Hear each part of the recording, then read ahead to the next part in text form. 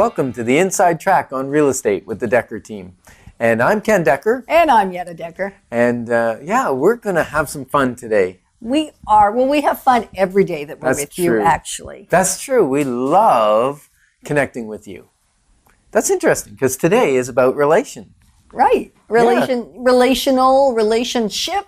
And we started something years ago called The Wealth Formula. It's a book that Ken wrote. I always say we wrote it because you know that I had to be involved in the background at least, even if not in the forefront. Oh, yes, you were. And some of our experiences are in the book. Right. And it's not a book of specifically our life journey, although there's elements of our life journey woven into it. And over the years, we realized that doing the financial wealth formula, which is really what the book was about, there was so much more content in it. That in fact, almost as much financial as much as there's so much financial content, there's almost an equal amount of relational content in the book. Right. Right? Yeah. And so now, when it gets rebranded and reprinted, it'll be the complete wealth formula, and that particular book will just be the financial aspect, or one financial aspect. And the book Ken's working on right now is the complete wealth formula, financial arena. Well, I won't say arena, just financial. And it's going to be for parents of 1 to 21. Parents of children. Parents of, what did I say? Just parents of children. 1 to 21. That's pretty young parents. That is pretty young parents. Parents of children 1 to 21. And what we realized is because we've spent as much time as we have on the relational aspect, it is one of the areas of having a wealthy life. So the complete wealth formula is so much more than financial. Yes. And this is all about making your house a home. Right. And we've lived in a house that wasn't a home because we didn't start out really great in our relationship, in our relational capacities, our skill set, whatever you want to call it. We were bringing baggage, our own baggage, into the marriage. Yeah. And it wasn't always roses like it is now. Well, it's not roses every day now either, let's face it. Although often there are roses in my house. So even on those days that it's not all rosy, there's roses to help the day. Yeah. So in the area of relational, we've identified sort of 5 key areas or 5 elements that really make a house, a home, anything work relationally is 5 core areas. And we're going to talk about 2 of them today. Yes. Because they're the 2 we have. Like the number 5 for some reason, because a star has 5 points. Right. And we have 5 shows in this series that are going to be on 5 different areas of wealth that will make your house a home. So this is the first one. So you're going to want to listen to all 5 or watch all 5. And also we're going to have a 6th, which will be a summary, a completion of them. Kind of a wrap up. Yeah. And if you'd like to have the other points in our star, because we're going to talk about 2 today, which is communication and connection. Yeah. And then if you want the other 3 points, or you want the other stars that we're going to talk about, then you can email us at info at Dekker Team, info at dekkerteam.com, and we will email you a PDF of that. Right. And even a little more, the report that we're actually putting together, or the summary, will be more concise around going a little deeper on these 2 specific points, communication and connection. And there'll be a whole series coming up where we go deeper on all of the aspects. Yeah. Right? So it's a lot of fun. Part of being in the real estate industry for almost 3 decades now is that you get to see so many people that make a house a home. And what does it take? What does it take relationally to make that happen? Yeah, and let me just touch there for a second, because I'm thinking, some of our folks that are listening may have the traditional family, and some may be a single person, and you can still have relationships just because maybe your family's not there. You have relationships with the people at church maybe, or the people at work, the people in the clubs, the people on the street, the people at the grocery store. You can have relationships all over the place, and how you make a house a home. And whether you're renting, you own, It doesn't really matter. You can make your house a home relationally by inviting people into it For connection for connection and and communication. communication. Because a house where it's just you and nobody else is a lonely place. Right. And before we got on the air today, we sort of thought, what story will we tell? How will we, what will we do as an introduction to this whole series? And part of me wants to play it safe and not go to the core of why this whole relational area and relational wealth is so important to us. Part of me would prefer to play it safe. But we're not going to do that. We're going to be real. We're going to be real. Yes. And so we just recently celebrated our 35th wedding anniversary. Can you believe that? 30 I've been married 35 years. To the same guy. Yeah. Yeah. And, you know, people look up to us. They ask us for marital advice. We counsel some couples. You know, the Bible says come to, you know, people that have experience and get advice from them and wise counsel in the area of relationship. And people see how we interact and that we're very loving, caring of one another, and that's in our home or while we're on the street or where we're driving. It doesn't matter. It's like that now. But it always wasn't that way, right? No, it wasn't. It was actually the first 9 years were not good. How would you describe them, Yana? I'm laughing and you probably can't see that if you're not watching, so you might want to tune in, because I suspect if you watch the shows at dekkerteam.com or CHRI.ca, you'll catch some nuances that maybe you don't catch when you're simply listening to us. And yet in the listening, sometimes there's things you can hear that you don't notice when you're watching. So I guess they both work. So the first 9 years were more than a little arduous and more than a little difficult. So the time we'd been married 9 years, it was really time for it to be over. And that's not the story for today. That's a story for another day. We had navigated that. We had figured out, with the help of amazing counsel and input in our home, which helped make what was really just a house, because it was cold in there, because there wasn't a lot of communication. And so even for years... Yeah, there was actually days where we would go. I'm not sure if it was weeks, but there would be days where we would go in a row where we would not speak to each other. Right. Or I would not speak to you. Right. Because that was my weapon. My lack of communication was a weapon.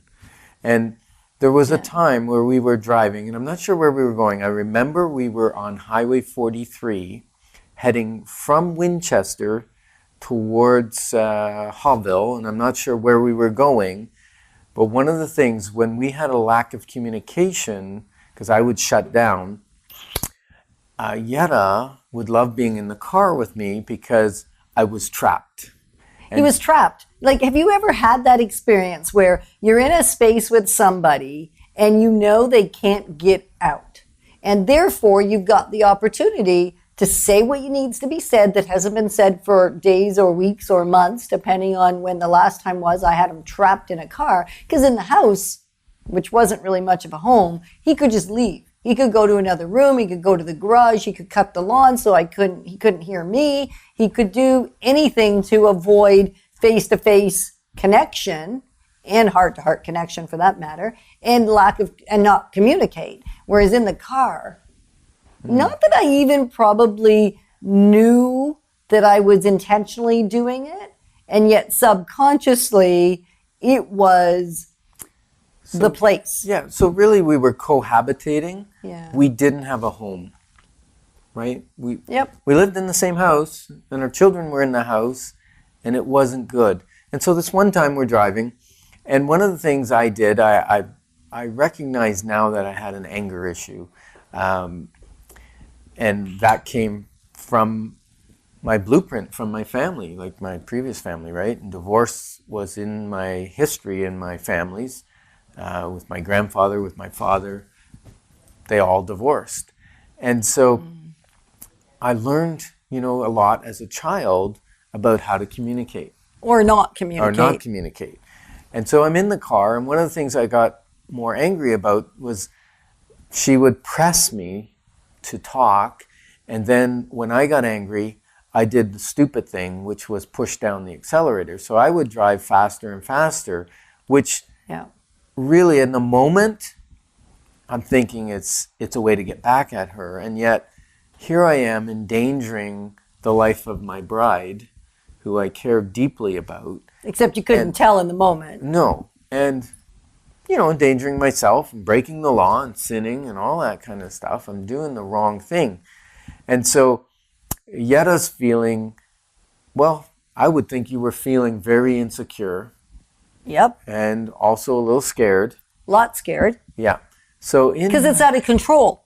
Yeah. I'm out of control. Right. We're out of control. Right. And if you're out of control and you're the one driving, it's a little bit easier than the one that's not driving, because you're even more out of control because you've got he could still have lost control of the car, and yet he's a really good driver. So he probably felt pretty confident in himself sitting there next to him, swaying back and forth and being jerked here and there because he didn't drive real straight either necessarily. It's an awful feeling. Yeah, really. Oh, I didn't notice. No, of course not, because he's thinking he's in control, right? Yeah. And so in that moment when I couldn't take it anymore, probably when it got so escalated in my being, I did what any sane, well, probably not that sane, unsane person would do in the heat of the moment. And that was, I took that gear shift and I threw it into park. Yeah, and there was this moment in my head where my head was about to explode. And I thought, I kind of looked in the rearview mirror to see if my transmission was back there, because I could hear click, click, click, click, click, click, click, click, click. And so I grabbed the gear shift and I put it into drive, and I started to drive again and put my accelerator on, and the car still worked. And I was very pleased about that. Except he didn't slow down. He sped So back up. I turned and I looked at Yetta and I pointed at her and I said, "Don't you ever do that again." And there was no smile on his face. There is kind of right now. There was no smile on his face at the time. No, of course not. He was angry. He said it now kind of loud, except he didn't say it angry like. He was angry and scared and concerned about the car and the expense and the money, because as much as our home really wasn't a home, it was a house, there was also, of course, financial issues, right? If you got relational issues, often you also have financial issues. Which one comes first? I don't always know. Regardless, we had both and many others. So what was I to do? Well, your immediate reaction was to throw it into park again. Right. So I grabbed that gear shift again and I whipped it back into park. Because what else was I supposed to do? I know that any man that's listening or any woman that loves cars is thinking, what did you do? I wasn't thinking. I was a little irrational. Yeah. So all I heard was click, click, click, click again. And I put it back into drive and I pulled over very quickly. It was really fast, actually. Yeah. I was on the shoulder of the road in a heartbeat. And then I said, "Get out of my car." And it wasn't that nice. And all of a sudden it was his car. Yeah. It wasn't our car. Yeah. And I think at that point we only had one car. Yeah. So it was our car, except he didn't think so. So guess what I did? It was a Buick. Yeah, it was. So I got out on Highway 43. So if you were driving down Highway 43 quite a few years ago, many years ago actually, I was in real estate, but not very long in real estate, because we were going to some client's appointment. And now what I did was I drove away. And in hindsight, I don't remember spinning the tires, which would have been nice because I could have kicked gravel up all over her. But I drove away. I think you did, actually. No, Who's kidding who? I don't think I did. But you could tell me because you were back there. And I'm driving away, and I'm trying to look in the rearview mirror at the woman I love, the woman I thought I'd spend the rest of my life with. And I'm looking in the mirror, and I can't really see her. And then I recognize it's because there's tears running down my face, and my eyes are all welled up. And I'm driving, and I can't see anything. So I went for about a kilometer or so, and then I turned around. Because who am I to leave the woman of my dreams behind? Like, I'm sitting there, this is not you. You are the guy that protects. You are the guy that is faithful. You are the guy that swore in front of God that you would spend the rest of the life with this woman for better or for worse. And here I am driving away and leaving her on the side of the road. So I turned around and went back. And I think that was a turning point in our relationship and our marriage and our turning our house into a home. Because then what I did was the two of us, we really started searching for other people that could support us in that. Also books, video sessions, anything we could find that would help us in our relationship. And one of the things I remember around communication, because communication was a huge deal for us for turning our house into a home. And we took this one class, and it was actually a piece of hardwood. We took a piece We of... should have had a piece of hardwood with us today. Yeah. We used to carry it around for years. It was like, you know, the old... Parquet flooring. So it's a small piece of hardwood. And it wasn't a stick. No, it wasn't a big chunk of hardwood. It wasn't an 8-foot long piece. But we would keep it on our bedstand. We'd keep it in our house. We'd keep it in our pocket when we went out. And really, it was whoever had the piece of wood had the floor for communicating.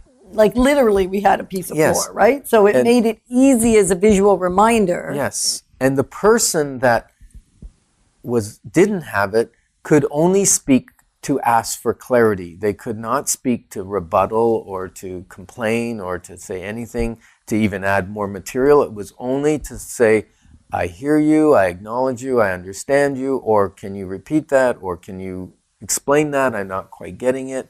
And then once I got my view through, then I would hand the floor to Yetta, or Yetta could ask for the floor. May I have a piece of the floor? And when I gave her the floor, then she could talk. And it was my turn to only actively listen, right? Yeah. So that was a great tool that started the change in our relationship and our house becoming a home. I remember there was one time our daughter said to me, let's go buy that house and you and I will live there without Mommy and Ryan.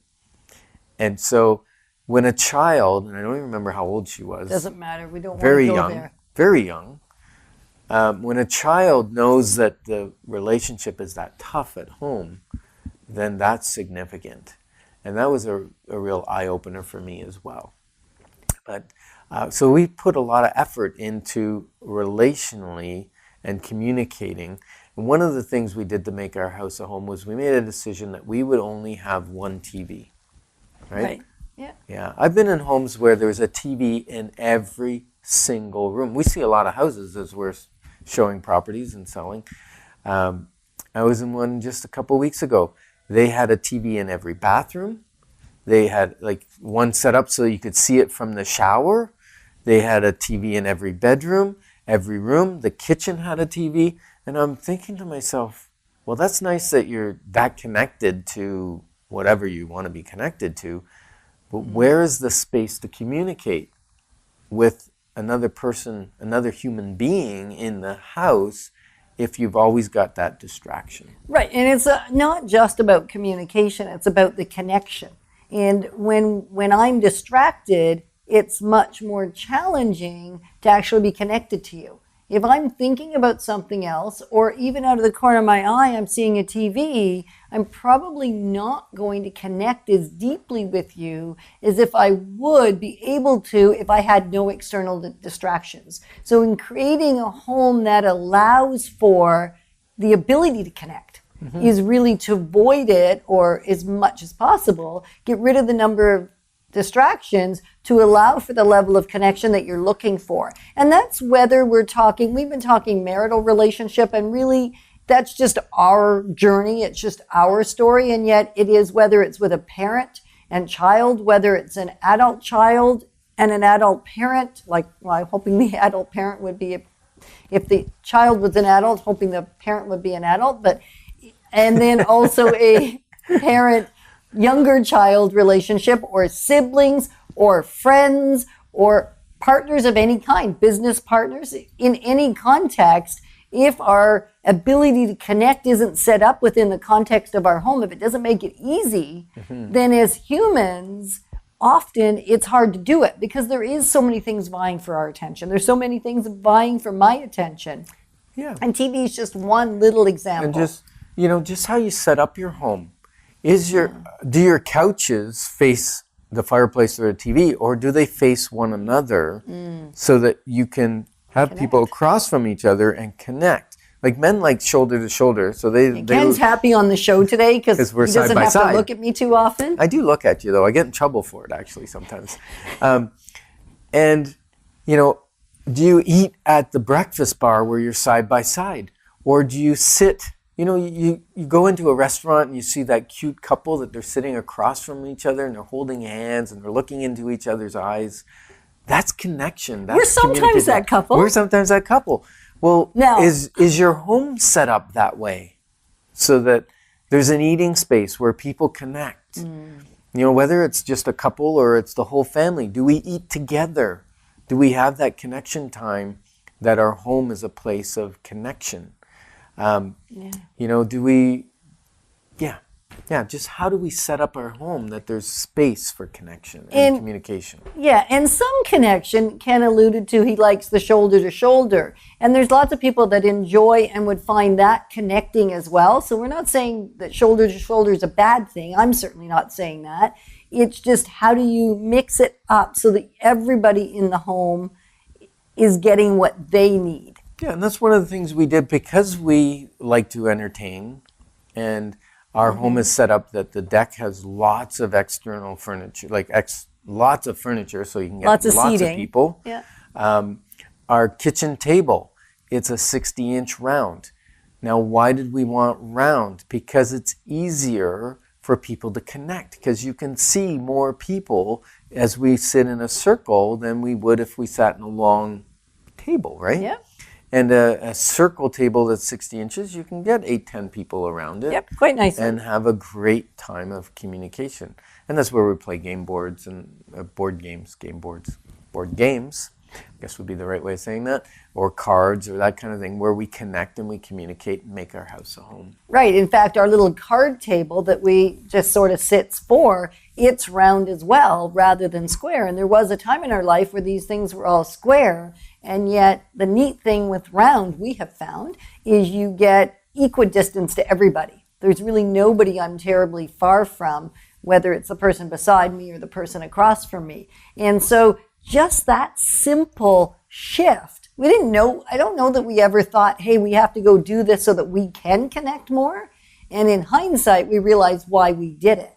So what things in your home could you intentionally do that would allow you to connect more, and often through connection will then lead to communication? I mean, they're very different things, and yet they are connected. How funny is that? It may be a free thing, like just shifting your furniture around.